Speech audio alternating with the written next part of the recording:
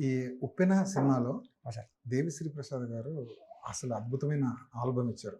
నిజానికి to be frank మాట్లాడుకోవాల్సొస్తే 'ఉప్పెన' టైంలో బుచ్చిబాబు ఎవరో నాకు తెలీదు. తెలీదు సార్ నిజం. కానీ దేవిశ్రీ ప్రసాద్ గారు తన మ్యూజిక్ తోటి జనంలోకి తీసుకెళ్ళిపోయారు. ఆ సినిమా గురించి మాట్లాడుకునేలా చేశారు. 200% సార్. సెకండ్ ఫిల్మ్ వచ్చేసరికి ఖచ్చితంగా మైండ్‌లో దేవిశ్రీ ప్రసాద్ మాత్రమే మెదులుతుంటాడు కదా! కానీ రెహమాన్ గారికి ఆ ఐడియా ఎలా వచ్చింది? సార్ మీరన్నది 200% కరెక్ట్ సార్. 'ఉప్పెన' టైంకి దేవి గారికి నేనెవరో తెలీదండి. వైష్ణవి కృతి ఎవరో తెలీదు.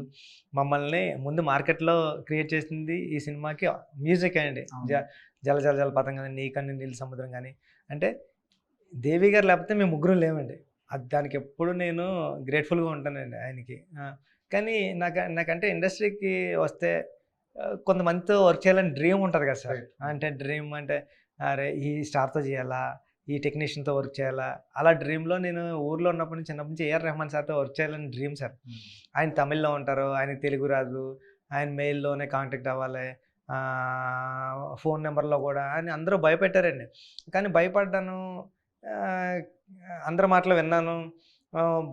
వద్దు అసలు కాంటాక్ట్‌లో ఉండరంటే ఏదేమైనా పర్లేదు ఒక్క ప్రయత్నం చేద్దాం. ప్రయత్నం చేసిన తర్వాత వద్దంటే అప్పుడు ఆగిపోదాం గానీ అని నేను రెహమాన్ సార్ దగ్గరికెళ్ళామండి. వెళ్తే రెహమాన్ సార్ స్టోరీ చెప్పాము.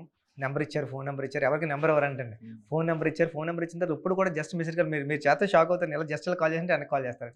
ఎప్పుడు అవైలబిలిటీ అండి. ఎప్పుడు అంటే నేను స్టూడియోలోకి వెళ్ళి కూర్చుంటే నాకన్నా 5 మినిట్స్ ముందే ఉన్నారు తప్ప, లేకపోతే 5 మినిట్స్‌లో వచ్చేసారు తప్ప గంటలు వెయిట్ చేయడం కానివ్వండి, ఒక హాఫ్ అన్ అవర్ వెయిట్ చేయడం కూడా లేదు సార్.